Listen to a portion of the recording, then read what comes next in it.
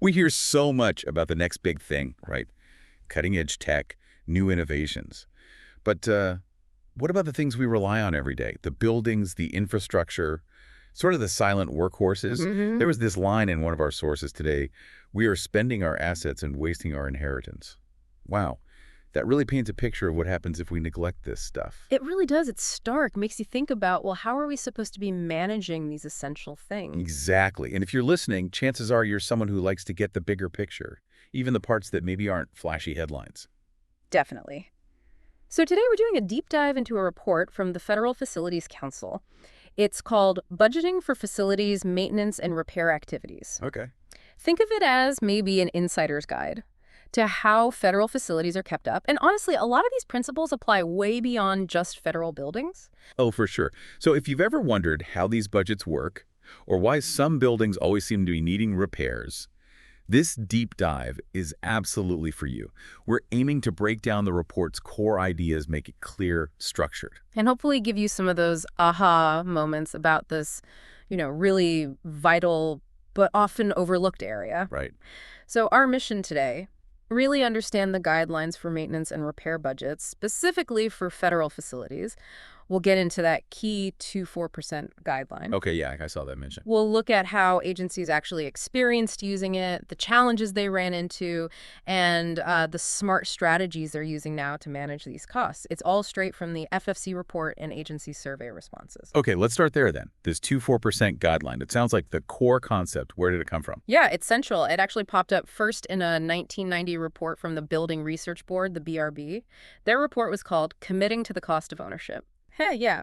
And their suggestion was that a reasonable budget for routine maintenance and repair M&R should probably land somewhere between 2 and 4%. 2 to 4% of what Of exactly? the aggregate current replacement value, CRV. CRV, current replacement value. Okay, let's define that. Right. So imagine you had to rebuild everything today, all your facilities, at today's prices, using current methods. That total cost, but without the land value and without major site infrastructure like, huge utility networks, that's your aggregate CRV. Got it. So it's the cost to duplicate the buildings themselves. Exactly. And the BRB folks were really clear.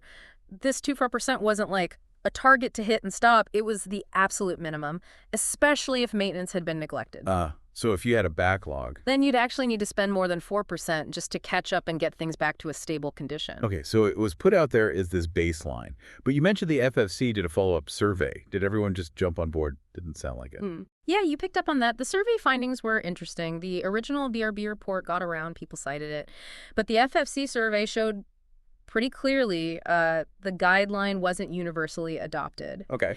And maybe more critically, even where people knew about it, it didn't magically fix all the M&R budget problems these agencies were facing. Right. The real world is always more complicated. What were the main sticking points? Why didn't it take hold everywhere? Well, several things came up. A big one was just confusion, lack of clear guidance on how you actually apply that percentage across a really diverse set of facilities. Yeah, I can see that. An office building versus a particle accelerator lab? Probably different needs. Exactly. Federal agencies have everything. Yeah. So applying one rule across that mix? Tricky. Yeah. Then there was this concern about, the lack of hard statistical proof for that specific 2-4% range. So some agencies felt it was pulled out of thin air. Yeah. Or maybe not scientifically validated enough. Something like that. They felt maybe basing budgets on a percentage of value wasn't as strong an argument as saying, look, here are the specific things we know need fixing, and here's what they cost. Okay, that makes sense.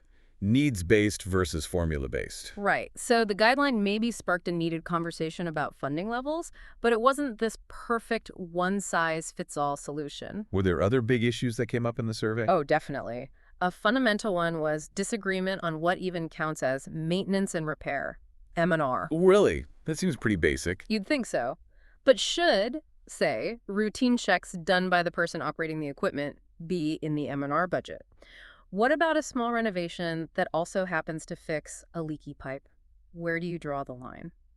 Yeah, gray areas. Without everyone agreeing on the definition, applying the 2-4% consistently is, basically impossible. And tied right into that was the issue we mentioned earlier, calculating that current replacement value, the CRV.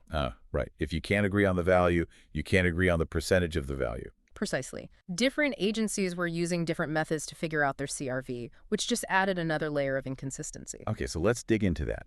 Determining the CRV. How do agencies actually do it? What are the main ways?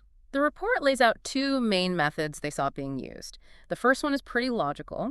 You figure out the current cost per unit, like cost per square foot, to build a similar type of facility today. Okay, Then you just multiply that unit cost by the total number of units, square feet, square meters, whatever you have for that facility type in your inventory. makes sense. But the report really flags the importance of being consistent with your area units. Are you using gross floor area, everything inside the walls, or net floor area, usable space minus corridors, shafts, etc., or maybe occupiable area, just the space people actually use? Ah, like the difference between apartment listings.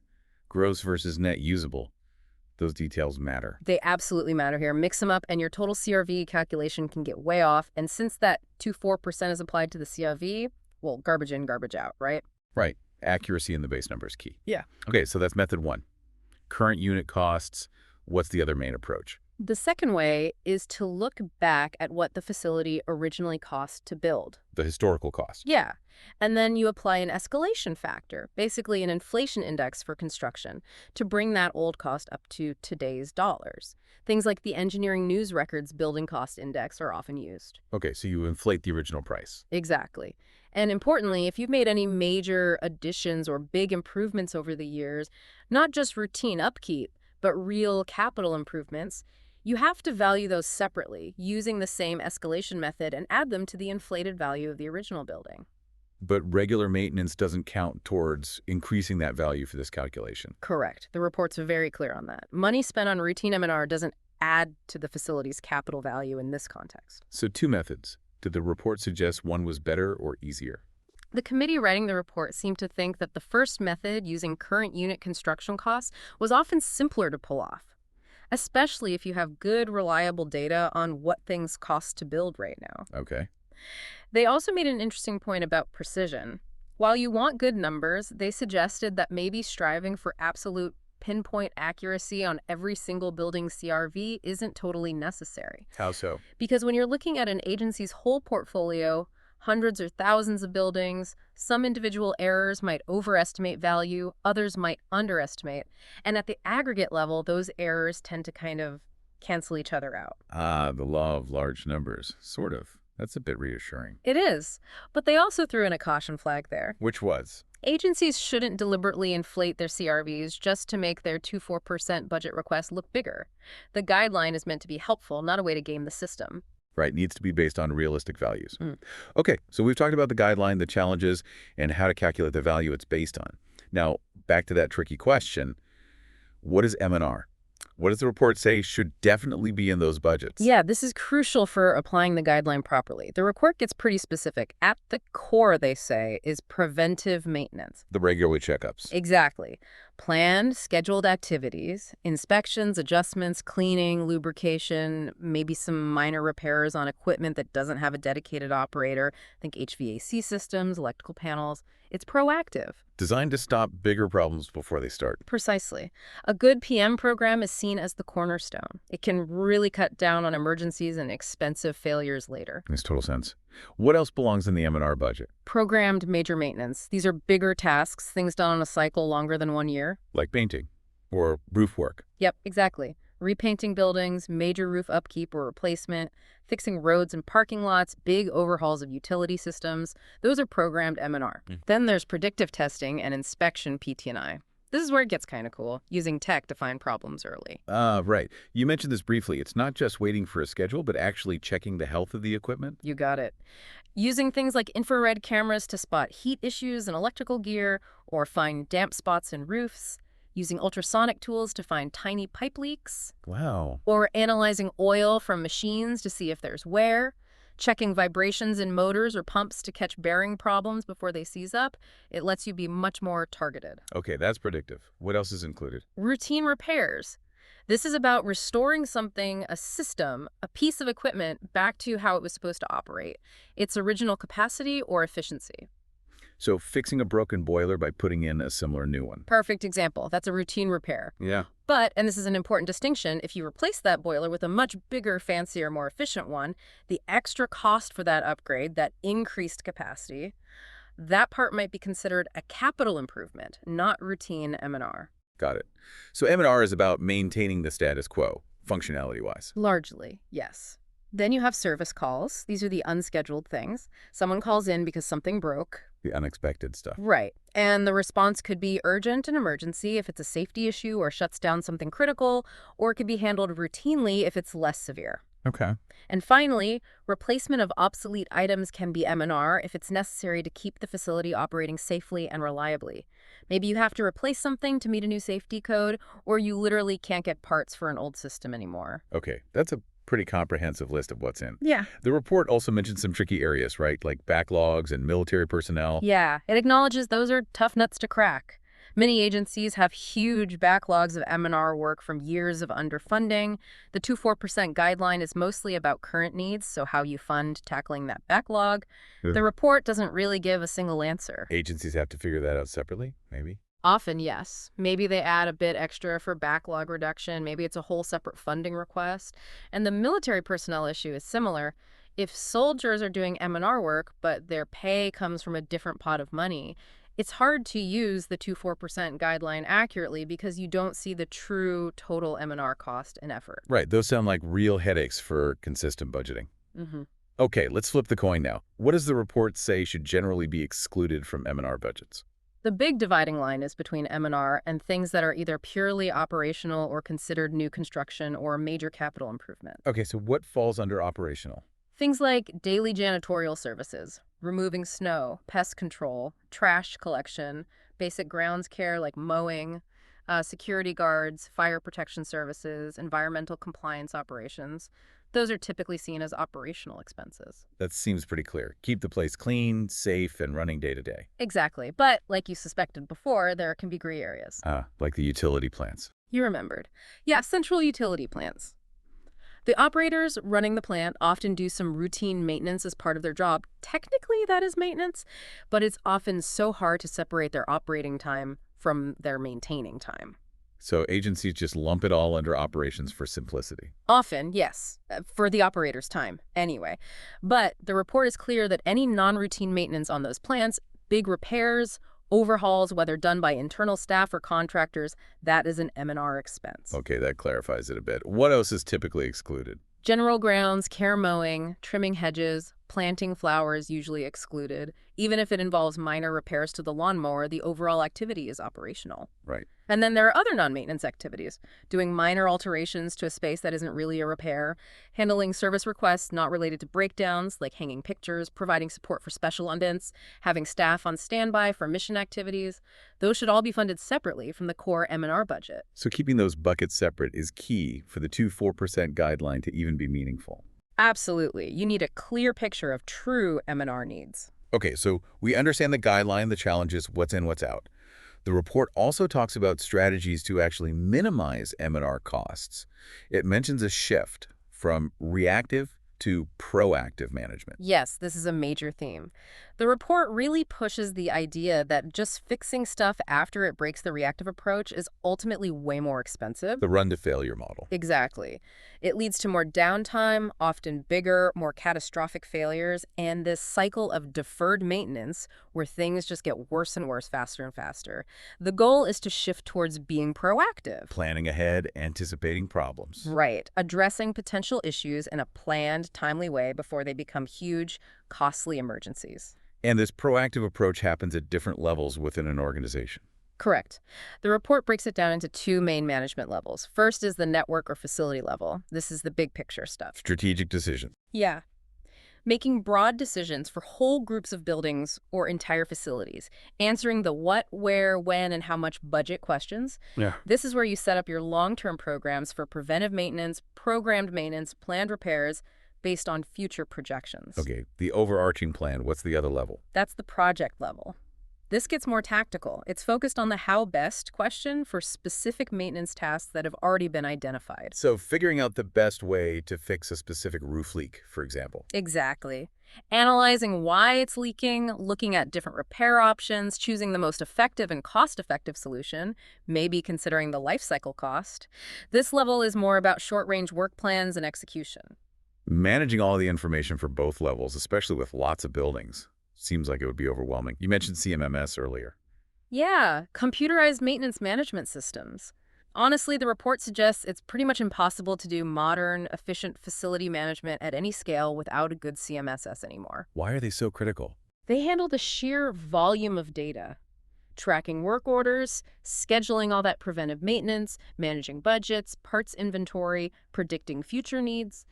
A CMMS gives you a central place to manage all that information. So it automates things, provides data for decisions. Exactly. Makes the whole process much more efficient and effective.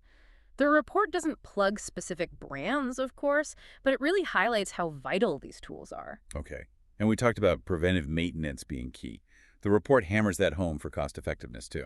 It really does. PM is still a bedrock strategy. Doing those regular checks and scheduled tasks significantly cuts the risk of those sudden, expensive failures that mess everything up. But it also mentioned maybe you don't need PM for everything. Right, there's a practical side. PM programs take time and resources, Right. so you focus them strategically on your most critical systems, things where failure would be disastrous, or where you can clearly show that the preventive work saves money in the long run compared to just letting it run until it breaks. So for less critical stuff or things where PM doesn't make sense. You might use other approaches, maybe run to failure for small, easily replaceable things, or program maintenance for tasks with predictable cycles. Or you plan maintenance based on the actual condition you find during inspections. Which brings us back to predictive testing and inspection, PT&I. That seems central to the proactive philosophy. It absolutely is. PT&I is all about enabling just-in-time maintenance, basically. Instead of guessing or waiting for a schedule, you're monitoring the actual condition. Using those tools like infrared vibration analysis. Exactly. Detecting those early warning signs where degradation, potential failure points. This lets you schedule the repair before it breaks down completely, minimizes downtime, often prevents much worse damage. And the examples in the report were pretty cool. Oil analysis, ultrasonics. Yeah, analyzing oil for wear particles, using vibration sensors for imbalances, ultrasound for hidden leaks, infrared for hot spots or insulation gaps, motor circuit analysis, even more advanced stuff like magnetic particle or X-ray testing for hidden flaws in metal. It really is like giving the building a high-tech health checkup. That's a great way to put it. It is.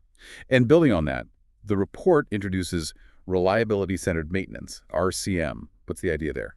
RCM is interesting because it's not just one technique, it's more of a philosophy, a strategy. Okay. It's about strategically blending different maintenance approaches, breakdown, preventive, predictive, even proactive maintenance to get the best overall result for cost effectiveness and reliability for any given piece of equipment. So it's not choosing one method, but mixing and matching. Exactly. It's an evolution. We went from just fixing broken stuff to rigid time-based PM schedules, which weren't always efficient. Then predictive came along offering condition-based data. And RCM integrates all of that. Right. Plus, it adds a layer of proactive maintenance digging into the root causes of failures to stop them from happening again. The goal is maximum equipment life, minimum cost, reliable operation, all without compromising safety or the mission. A very holistic approach. Okay, moving beyond the philosophies to practical planning, the report talks about condition surveys and assessments. Why are these so important? Because for a lot of systems or building components, maybe constant predictive monitoring isn't practical, and simple time-based PM isn't quite right either. Condition surveys are a systematic way to check the physical state of these assets periodically. Get a snapshot of how things are doing. Exactly. Identify problems or potential issues. This data then feeds into your long-range planning. They don't have to be super detailed every time, just reliable enough to see the current condition. And these surveys lead to assessments with ratings. Often, yes. The survey data gets turned into a formal condition assessment, often using a standardized rating scale. The report stresses these ratings need to be objective, not just someone's opinion.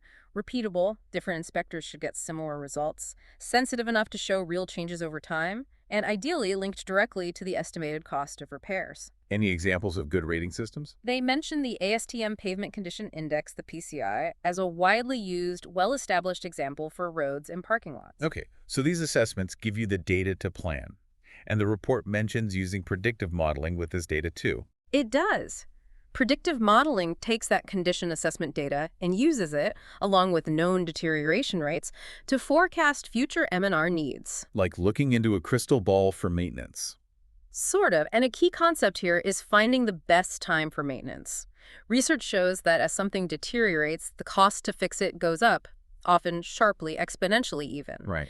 Predictive models can help pinpoint that optimal window to intervene when you can fix it relatively cheaply and extend its life before the cost skyrockets. Waiting too long means you pay what the report calls a penalty cost. That totally makes sense. Fix the small crack before the whole wall crumbles. Precisely. But even if you know the best time, budgets are rarely infinite, right? Which leads to prioritization. Yeah, you can't fix everything at once, even if you know it needs it. Exactly. So agencies need a structured way to prioritize. The report contrasts just fixing whatever is squeaking loudest, the ad hoc approach, with methodical ranking. Ranking based On objective factors.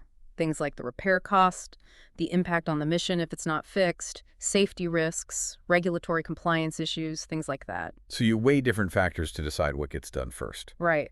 And there are even sophisticated operations research models that can help optimize which projects get funded within the budget limits. Projects that don't make the cut this year get rolled over and reevaluated next year. It sounds like a continuous cycle of assessment, modeling, and prioritizing. It really is a constant balancing act. And to help with all this, the inspections, the assessments, the report mentions diagnostic tools getting more advanced. Yeah, these tools are incredibly useful, both for those broad facility-level surveys and for detailed project-level investigations. What kind of tools? For big surveys, things like vehicle-mounted infrared scanners, robotic cameras that crawl through pipes, automated systems that measure track geometry for railroads, they can gather a lot of data quickly. Even simpler things like rugged tablets or pen-based computers in the field make data collection much faster and more accurate than clipboards. And for digging deeper on a specific problem. Then you might use more specialized tools.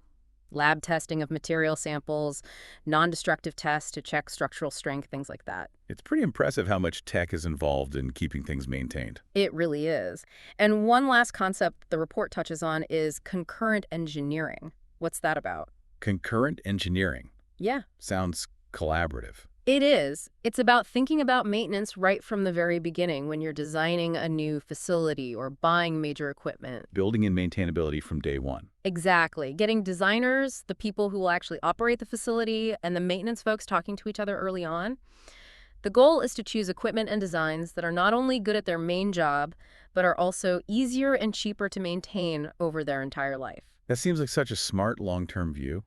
Avoid headaches later by planning better up front. It really is. It can prevent those recurring, costly maintenance problems down the road. So, stepping back, this FFC study really dug into that 2-4% guideline and found, well, it was a good starting point, but reality was complex. Definitely. It highlighted those big challenges. Defining M&R consistently, figuring out CRV reliably, those were major hurdles to making the guideline work effectively everywhere. But it wasn't just about finding problems. The report offered solutions too. Oh, absolutely. It gave solid advice on estimating future needs, better, clearer definitions for M&R budgets, practical ways to calculate CRV, and it showcased all these management techniques and diagnostic tools we've been talking about. Tools to help agencies actually optimize their M&R, save money, and protect their buildings. Exactly. And given the ongoing struggles with aging infrastructure and tight budgets, these recommendations are probably more relevant than ever. So for everyone listening, I think the big takeaway here is that managing facility maintenance, budgeting for it effectively, Right. It's not just about appearances. It's absolutely critical for protecting huge investments and making sure essential services keep running safely and efficiently. Understanding that 2-4% idea, why it was tricky, and all these management tools, preventative, predictive, RCM, it gives you a really valuable way to think about managing complex assets. And honestly, these ideas apply way beyond just federal buildings. That's very true. Which maybe leads to a final thought for our listeners to chew on. Oh, go for it. Given all these systemic challenges we've talked about, funding gaps, aging infrastructure, prioritization dilemmas, what other innovations, maybe things we didn't cover today, might be key to keeping our essential facilities running well into the future. Hmm. Interesting. Like what new materials, AI for diagnostics, Hmm. different funding models entirely. Exactly. Could be any of those or something else entirely. Just something to think about. How do we ensure the longevity of these critical assets going forward? That is a great question to leave people with. Mm. And definitely, we hope you listeners will take these ideas and think about them in your own world, your workplace, your community, maybe even just managing your own home. Yeah, the core idea is proactive care, knowing the value, planning long term, they scale up and down. For sure. And if specific things like CMMS or predictive tech caught your interest, definitely dig deeper. There's a whole world of effort going into just keeping things running smoothly, stuff we usually take for granted.